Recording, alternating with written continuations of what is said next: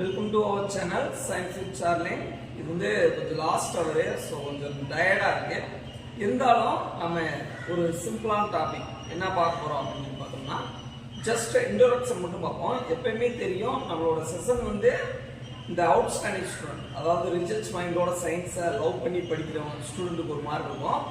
தென் இந்த மார்க் எடுத்தால் போதும், ஜஸ்ட் ஏதாவது காம்படிட்டிவ் எக்ஸாம் அந்த மாதிரி எழுதுறவங்களுக்கு ஒரு மார்க் இருக்கும்.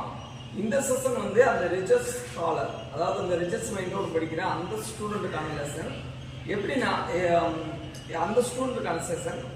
இப்போ நம்ம என்ன செய்ய போறோம்னா, கெமிக்கல் பாண்டிங், அதாவது வேதி பிணைப்பு அப்படிங்கிற இந்த டாபிக் நுழையிறதுக்கு முன்னாடி நம்ம பிசிக்ஸை கொஞ்சம் டச் பண்ணிட்டு வருவோம். ஏன்னா அதுல இருந்து எப்படி வருது அப்படிங்கிறத நம்ம இது பண்ண போறோம். பார்த்தோம்னா ஒரு புது கலரு, ஒரு நியூ கலர் ஃபார்ம் ஆகணும்னா ஒரு ரெண்டு கலரை மிக்ஸ் பண்ணாதே புதுசாக ஒரு கலர் ஃபார்ம் ஆகும். அதே மாதிரி சயின்ஸை நீ பாட்னியாவோ ஜுவாலஜியாவோ பிசிக்ஸாவோ கெமிஸ்ட்ரியாவோ படிச்சுட்டு இருந்தால் ஒன்றும் செய்ய முடியாது.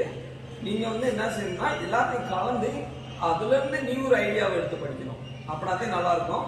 ஸோ இப்போ வந்து கெமிக்கல் பாண்டிங்னா ஒரு மாலிகுலு இன்னொரு மாலிகுலு, இல்லைன்னா ஒரு ஆட்டம் இன்னொரு ஆட்டம், ரெண்டு ஆட்டத்துக்கு இடையில இருக்க அந்த ஃபோர்ஸ் ஆஃப் அட்ராக்ஷன், இதை பற்றி சொல்றது இந்த கெமிக்கல் பாண்டிங். ஸ்ட்ராங் ஆனதா வீக் ஆனதா, எப்படி அதோட நேச்சர் எப்படி இருக்கும், இதெல்லாம் அடுத்த செஷன்ல பார்ப்போம். அதுக்கு முன்னாடி அதில் நம்ம இந்த நியூட்டனோட லா ஆஃப் கிராவிடேஷனல் லா அதை வந்து நல்லா டச் பண்ணி இல்லை அதை தழுவி அந்த பார்ட்டை அந்த செஷனை வந்து கம்ப்ளீட் பண்ணுவோம். ஸோ நியூட்டனோட அந்த கிராவிடேஷனல் லா அதை பற்றி நல்ல ஐடியா உங்களுக்கு இருக்கணும். நான் வந்து chemistry teacher, MSc BEd. So நான் வந்து பிசிக்ஸ் டாபிக் எடுக்கிறப்ப மாசுன்னு யூஸ் பண்ண வேண்டிய நேரத்தில் வெயிட்னு சொல்லிக்கிட்டு இருக்கேன். ஏன்னா எங்களுக்கு தெரியும் மாசுக்கும் வெயிட்டுக்குள்ள டிஃப்ரென்ஸ் என்னன்னு எங்களுக்கு தெரியும். ஆனால் ஸ்டூடெண்டோட அண்டர்ஸ்டாண்டிங் ஆண்டி வெயிட்னு யூஸ் பண்ணுவேன். அந்த வீடியோ வந்து தனியாக போட்டேன், மாசுக்கும் வெயிட்டுக்குள்ள டிஃப்ரென்ஸ் என்னன்னு அதை தனியாக பார்ப்போம். இப்போ வந்து இந்த நியூட்டனோட யூனிவர்சல் லா என்ன சொல்லுது அப்படின்னு சொல்லி பார்த்தோம்னா, எவ்ரி ஆப்ஜெக்ட், இங்க வந்து நம்ம வந்து ஆப்ஜெக்டை பத்தி பேசுறோம், ஒரு பொருளை பத்தி தான் பேசுறோம். ஆட்டத்தை பத்தியோ இல்ல மாலிகுலை பத்தியோ பேசலாம். நம்ம every object in the universe attract every other object with a force which is directly proportional to the product of their masses and inversely proportional to the square of the distance between them. இதே நியூட்டனோட gravitational force லா. இதை தமிழில் எப்படி சொல்லுவாங்கன்னா, நியூட்டனின் பொது ஈர்ப்பு விதி. அந்த பொதுங்கிற வார்த்தையை நல்லா அண்டர்ஸ்டாண்ட் பண்ணிக்கோங்க. ஏன்னா நம்ம கெமிஸ்ட்ரியில் அப்படித்தான் போவோம். அது கொஞ்சம் டீப்பாக போகிறப்ப இந்த நியூட்டனோட லாவை கொஞ்சம் மாற்றி அமைப்போம், அதை தழுவி அந்த டாப்பிக்கை நடத்துவோம். ஸோ அந்த பொதுங்கிற வார்த்தை ரொம்ப அண்டர்ஸ்டாண்ட் பண்ணிக்கோங்க. அண்டத்தில் உள்ள ஒவ்வொரு பொருளும், ஒரு பொருள் இன்னொரு பொருள், ரெண்டு பொருளை எடுத்துக்கிறோம். மற்றொரு பொருளை இன்னொரு பொருளை எப்படி அட்ராக்ட் பண்ணுது, எப்படி கவருது அப்படின்னு பார்த்தோம்னா, அதோட நிறைகளின் பெருக்கல் பலனுக்கு, நிறைகள் அதாவது மாசு வெயிட்னு சொல்லியிருந்தேன்ல, அதோட பெருக்கல் பலனுக்கு நேர்த்தகவு. நேர்த்தகவுனா இதை அதிகரிச்சோம்னா அது அதிகரிக்கும். நேர்த்தகவிலும் அவற்றிற்கு இடையே அமைந்த தொலைவின் இருமடிக்கு, அதாவது ஸ்கொயருக்கு எதிர்த்தகவிலும் அமைந்த விசையுடன் ஈர்க்கிறது. இன்னொரு தடவை சொல்றேன், அண்டத்தில் உள்ள ஒவ்வொரு பொருளும் மற்றொரு பொருளை நிறைகளின் பெருக்கல் பலனுக்கு நேர்த்தகவிலும் அவற்றுக்கு இடையே அமைந்த தொலைவின் இருமடிக்கு எதிர்த்தகவிலும் அமைந்த விசையுடன் ஈர்க்கிறது. இதை மட்டும் நீங்க நல்லா அண்டர்ஸ்டாண்ட் பண்ணிக்கோங்க. இப்ப இந்த வீடியோவை லைட்டா பாஸ் பண்ணி வச்சுக்கோங்க. உங்களுக்கு என்னன்னா இந்த டாபிக் முன்னாடி, இந்த டாபிக் நம்ம போறதுக்கு முன்னாடி தமிழ் மீடியம் ஸ்டூடெண்ட்ஸ் உங்களுக்கு வந்து என்னென்ன தெரிஞ்சுக்கணும் அப்படின்னு பார்த்தோம்னா, தெரியலன்னா இதெல்லாம் போய் ரெஃபர் பண்ணிட்டு வாங்க. நியூட்டனோட இந்த ஃபர்ஸ்ட் லா, அதாவது இந்த இனர்சியா ஃபர்ஸ்ட் லாங்குவோம். செகண்ட் லா, அந்த லா F=ma வரும்ல, அந்த லாவை போய் ரெஃபர் பண்ணிட்டு வாங்க. அந்த லாவை கொடுத்து கனெக்ட் பண்ணி இதை நம்ம பார்க்க போறோம். நியூட்டனோட செகண்ட் லாவை கொஞ்சம் அண்டர்ஸ்டாண்ட் பண்ணிக்குவாங்க. அடுத்து டைரக்ட்லி ப்ரொபோஷனல், இன்வெர்ஸ்லி ப்ரொபோஷனல், அதாவது நேர்த்தகவு எதிர்த்தகவு அப்படின்னா என்ன சொல்லி ரெஃபர் பண்ணிட்டு வந்து இந்த டாபிக்கை பாருங்க. அப்புறம் வந்து நல்லா புரியும். ஸோ கொஞ்ச நேரம் டைம் எடுத்துட்டு வீடியோ பாஸ் பண்ணிட்டு அதுக்கப்புறம் பாருங்க. இந்த இதெல்லாம் பார்த்துட்டு வந்து பாருங்க. இப்போ வந்து நியூட்டனோட யூனிவர்சல் லா ஆஃப் கிராவிடேஷன் அந்த டாபிக்கை நம்ம பார்க்கறதுக்கு முன்னாடி டைரக்ட்லி ப்ரொபோஷனல், இன்வெர்ஸ்லி ப்ரொபோஷனல் அதை ரெஃபர் பண்ணதான் நானே சொல்லிடுறேன். இதை அதிகரிச்சோம்னா ஏதோ ஒரு பொருள் ஏதோ ஒரு விசைய அதிகரிச்சோம்னா இதுவும் அதிகரிச்சுன்னா அது வந்து டைரக்ட்லி ப்ரொபோஷனல். இதை அதிகரிக்கிறப்ப விசையோ ஏதோ ஃபோர்ஸோ ஏதோ அதிகரிக்கிறப்ப இது குறைஞ்சிச்சுன்னா இது வந்து இன்வெர்ஸ்லி ப்ரொபோஷனல். இதை மட்டும் ஞாபகம் வச்சுக்கோங்க. ஸோ நம்ம யூனிவர்சல் லா, இந்த கிராவிடேஷன் ஃபோர்ஸோட யூனிவர்சல் லா என்ன சொல்லுது, ஒரு பொருள் இன்னொரு பொருளை இழுக்குது அப்படின்னு சொல்லுது. அது எப்படி இழுக்குது, எந்த வலிமையோட இருக்குது அப்படின்னு சொல்றதே இந்த கிராவிடேஷன் லா. ஸோ ரெண்டு பொருளை நம்ம எடுத்துக்கிறோம்.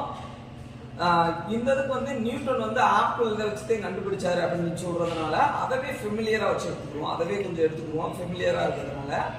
பார்த்தோம்னா ஆப்பிளுக்கு ஒரு மாஸ் இருக்கும், வெயிட் இருக்கு, ஞாபகம் வச்சுக்க போதும். வெயிட் இருக்கு, எர்த்துக்கு ஒரு வெயிட் இருக்கு. அப்ப எர்த்துக்கு இருக்க வெயிட் வந்து ரொம்ப ரொம்ப ஹை மாஸ், அதாவது மாஸ் வந்து ரொம்ப ரொம்ப ஹையா இருக்கு. ஆப்பிளுக்கு இருக்க வெயிட் வந்து அந்த மாஸ் வந்து ரொம்ப ரொம்ப கம்மியா இருக்கு. அது மினிக்குள் அப்படின்னு சொல்லுவாங்க. மினிக்குள்னா ரொம்ப ரொம்ப சின்ன பார்ட்டிகளா இதா இருக்கு. எர்த்தோட கம்பேர் பண்றப்ப ரொம்ப ரொம்ப சின்னதா இருக்கு. அப்ப எதை இழுக்குது அப்படிங்கிற ஒரு கேள்வி இருக்கு. இது ஆப்பிள் வந்து எர்த்தை இழுக்குதா இல்ல எர்த்து வந்து ஆப்பிள் இழுக்குதா அப்படின்னு சொல்லி ஒரு கொஸ்டின் வருது. பார்த்தோம்னா ரெண்டுமே ஈக்குவல் ஃபோர்ஸோட இழுக்குது. ஆப்பிள் வந்து எர்த்தை வந்து ஈக்குவல் ஃபோர்ஸோட இழுக்குது, எர்த்து வந்து ஆப்பிள ஈக்குவல் ஃபோர்ஸோட இழுக்குது. அப்ப எர்த்து போய் ஆப்பிள்ல மோதுதா இல்ல ஆப்பிள் வந்து எர்த்தோட சர்ஃபேஸ்ல விழுகுதா அப்படிங்கிற கொஸ்டின் உங்களுக்கு வரலாம். இதுக்குதே நியூட்டனோட செகண்ட் லா நம்ம ஹெல்ப் பண்ண போகுது. எப்படின்னா நியூட்டனோட செகண்ட் லா என்ன வந்து நியூட்டனோட செகண்ட் லா என்ன சொல்லுதுன்னா F is equal to ma அப்படின்னு முடியும். Fனா ஃபோர்ஸ், mனா மாஸ், அது கூட நம்ம ஆக்சலரேஷன் அதாவது முடுக்கத்தை மல்டிப்ளை பண்ணா F is equal to maங்கிற அந்த விதி வரும். அதாவது செகண்ட் விதிங்கிறது இந்த அறிவு. இதை மாடிஃபை பண்ண போறோம். இப்ப எர்த்து வந்து ஆப்பிள் இழுக்குதா இல்ல ஆப்பிள் வந்து எர்த்த இழுக்குதானா ரெண்டுமே சமமாத்தே இழுக்குது. ஆனா எது ஆக்சலரேட்டர் மோரா இருக்கும், ரொம்ப ஆக்சலரேஷன் அதிகமா இருக்கும் அப்படின்னு சொல்லி பார்த்தோம்னா இந்த ஃபார்முலா வந்து மாடிஃபை பண்றோம். F is equal to ma ஆக்சலரேஷனை கண்டுபிடிக்கிறதுக்காண்டி ஏவை தூக்கி இங்கிட்டு வைக்கிறோம். ஆக்சலரேஷனை இங்கிட்டு வச்சிட்டோம்னா F/m னு முடியுது. Force by mass. இதோட ரிலேட்டிவிட்டியை பார்த்தோம்னா F அதாவது ஃபோர்ஸ் வந்து டைரக்ட்லி ப்ரொபோஷனலா இருக்கு. நம்ம என்ன சொன்னோம், இது அதிகரிச்சோம்னா இதுவும் அதிகரிச்சுன்னா அது வந்து டைரக்ட்லி ப்ரொபோஷனல், நேர்த்தகவு அப்படின்னு சொன்னோம். அப்ப ஆக்சிலரேஷன் ஃபோர்ஸ் அதிகரிச்சோம்னா ஆக்சிலரேஷனும் அதிகரிக்கும். ஆனா அதை இங்க சொல்லி இப்ப மாஸுக்கு வருவோம். மாஸ் என்ன ரிலேஷன்ஷிப்ல இருக்கு அப்படின்னு சொல்லி பார்த்தோம்னா இந்த ஆக்சிலரேஷன் கூட என்ன ரிலேஷன்ஷிப்ல இருக்கு அப்படின்னு பார்த்தோம்னா ஆக்சிலரேஷன் கூட இன்வெர்ஸ்லி ப்ரொபோஷனல் ரிலேஷன்ஷிப்ல இருக்கு. இங்க பார்த்தோம்னா 1/m னு போட்டுருக்கோம். அதனாலே இன்வெர்ஸ்லி ப்ரொபோஷனல் ரிலேஷன்ஷிப். அதாவது மாஸ் அதிகரிச்சோம்னா ஆக்சிலரேஷன் குறையும், மாஸ் அதிகரிச்சோம்னா ஆக்சிலரேஷன் குறையும். அப்ப எர்த்தோட மாஸ் கூட கம்பேர் பண்றப்ப இந்த ஆப்பிளோட மாஸ் வந்து ரொம்ப ரொம்ப ரொம்ப ரொம்ப ரொம்ப கம்மி. அதனாலதான் மாஸ் அதிகமா இருக்கத அந்த எர்த்தால ஆக்சிலரேஷன் பண்ண முடியாது.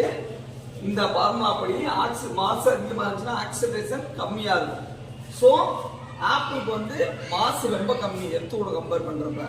அதனால இதோட ஆக்சிலரேஷன் அதிகமா இருக்கு. எர்த்துல மேல சர்ஃபேஸ்ல வந்து அந்த ஆப்பிள் வந்து விழுகுது. இதுதான் ஃபேக்ட். ஆப்பிள் இத பூமியை இழுக்குதா இல்ல பூமி ஆப்பிள் இழுக்குதா அப்படிங்கிறது இது கான்செப்ட். ஸோ இப்போ ஒவ்வொரு பொருளும் மற்றொரு பொருளை இழுக்குன்னு சொல்லி நியூட்டன் சொல்றாரு. இப்போ இங்க வருவோம். அந்த லாவை மேத்தமெட்டிக்கலா எப்படி சொல்லலாம் அப்படின்னு பார்த்தோம்னா ஈச் அண்ட் எவ்ரி ஆப்ஜெக்டை பத்தி பேசுறோம். மாலிகுலவோ ஆட்டத்தை பத்தியோ பேசல. நல்லா கவனிச்சுக்கணும். Every object in the universe attract every other object with a force which is directly proportional to the masses of that object and inversely proportional to the square of the distance between them. அண்டத்தில் உள்ள ஒவ்வொரு பொருளும் மற்றொரு பொருளை, ஏன்னா ரெண்டு பொருள்னா ரெண்டு மாஸ் இருக்கும். ஃபர்ஸ்ட் பொருளுக்கு ஒரு மாஸ், செகண்ட் பொருளுக்கு ஒரு மாஸ். ஒரு பொருளும் மற்றொரு பொருளை நிறைகளின் பெருக்கல் பலனுக்கு நேர்த்தகவிலும், அதாவது ஃபோர்ஸ் அதிகரிச்சோம்னா மாஸ் அதிகரிச்சோம்னா ஃபோர்ஸ் அதிகரிக்கும் அப்படின்னு சொல்றாரு. அவற்றுக்கு இடையே அமைந்த தொலைவின் இருமடி, அதாவது டிஸ்டன்ஸ் அதிகப்படுத்தணும்னா ஃபோர்ஸ் குறையும் அப்படின்னு சொல்றது இந்த யுனிவர்சல் லா. இதே mathematical form of universal law. இப்போ இந்த கிராவிடேஷன் லாவை ரெண்டு பார்ட்டா பிரிச்சுங்க. First part directly proportional, second part inversely proportional. Case ஒண்ணுக்கு வரும். ஃபர்ஸ்ட் கேஸ்ல என்னன்னு பார்த்தோம்னா மாஸ் தெரியுதா? அந்த மாஸ் இந்த பக்கத்துக்கு மாஸ் அதிகரிச்சோம்னா ஃபோர்ஸ் அதிகரிக்குது. ஏன்னா மாஸ் இந்த கிராவிடேஷன் ஃபோர்ஸ் கூட டைரக்ட்லி ப்ரொபோர்ஷனல் ரிலேஷன்ஷிப்ல இருக்கு. இது ஃபர்ஸ்ட் கேஸ். செகண்ட் கேஸ்ல இங்க பாருங்க, ஃபோர்ஸ் டிஸ்டன்ஸ் கூட இன்வெர்ஸ்லி ப்ரொபோர்ஷனல் ரிலேஷன்ஷிப்ல இருக்கு. அதாவது டிஸ்டன்ஸ் அதிகப்படுத்தணும்னா ஃபோர்ஸ் குறையும். இங்க ஆரம்பம் இருக்க பாருங்க, ஃபோர்ஸ் அதிகப்படுத்தணும்னா இது மாஸ் அதிகப்படுத்தணும்னா ஃபோர்ஸ் அதிகமாகும். இங்க டிஸ்டன்ஸ் அதிகப்படுத்தணும்னா ஃபோர்ஸ் கம்மியாகும். அந்த கிராவிடேஷன் ஃபோர்ஸ் கம்மியாகும் அப்படின்னு சொல்லி போட்டுருக்காங்க. இப்போ அதுக்கடுத்து வேற ஒன்றும் கிடையாது. இந்த ப்ரொபோர்ஷன் இதை ரிமூவ் பண்றதுக்கு என்ன செய்வோம், ஒரு கான்ஸ்டன்ட்டை சேர்ப்போம். இந்த கான்ஸ்டன்ட் ஜிங்கிற ஒரு கான்ஸ்டன்ட், அதை ஹென்ரி கேவண்டிஸ்ங்கிறவர் கண்டுபிடிச்சிருக்காரு. அந்த கான்ஸ்டன்ட்டை அந்த ப்ரொபோர்ஷனை போல நீக்கிட்டு இந்த ஜி வேல்யூ அப்ளை பண்றோம். மேத்தமெட்டிக்கலா கடைசியில் எப்படி வருது இந்த லா அப்படின்னு சொல்லி பார்த்தோம்னா m1 into m2 by t squared அப்படின்னு வருது. ஸ்கொயர் வருது. இத இந்த ஜியோட மதிப்பு வச்சு அப்ளை பண்ணி பார்த்தோம்னா ஜியோட மதிப்பு எவ்வளவு சொல்லி கேட்டோம்னா, இந்த ஜியோட மதிப்பு அந்த கான்ஸ்டன்டோட மதிப்பு எவ்வளவு சொல்லி கேட்டோம்னா 6.673 into 10⁻11. இந்த லெவல்னது இந்த மதிப்புலவே இருக்கு. சரி, இதோட யூனிட் என்னன்னு சொல்லி கேட்டோம்னா ஃபோர்ஸ் நமக்கு ஏற்கனவே தெரியும். ஃபோர்ஸை கண்டுபிடிச்சதே நியூட்டன்ல. ஸோ அவரோட பேர்ல நியூட்டன் மீட்டர் ஸ்கொயர். ரெண்டு பொருளை பத்தி பேசுறோம். பொருளுக்கு எப்படி இருக்கும், வெயிட் இருந்துச்சுன்னா மாஸ் இருந்துச்சுன்னா கிலோகிராம் வெயிட், கிலோகிராம்ல போட்டிருக்கோம். மைனஸ் நியூட்டனோட யுனிவர்சல் லா ஆஃப் கிராவிடேஷன் நல்லா அண்டர்ஸ்டாண்ட் ஆயிருக்கும். இந்த செஷனை பார்த்துட்டு அதுக்கப்புறம் இந்த கெமிக்கல் பாண்டிங் அங்க வாங்க. ஏன்னா இது மேக்ரோ லெவல்ல நம்ம பார்க்குறோம். அங்க ஆட்டம் மாலிகுல் அப்படின்னு சொல்லி கண்ணுக்கு தெரியாத சின்ன சின்ன ஒரு மினிக்குள் அப்படின்னு சொல்றேன். அந்த பார்ட்டிகளுக்கு இடையில எப்படி இந்த ஃபோர்ஸ் ஆக்ட் ஆகுதா, இல்ல பெண்ட் ஆகுதா, ஒர்க் அவுட் ஆகுதா, இல்ல டிலே இதை ஓவர் பண்ணுதா அப்படின்னு அடுத்த செஷன்ல பார்ப்போம்.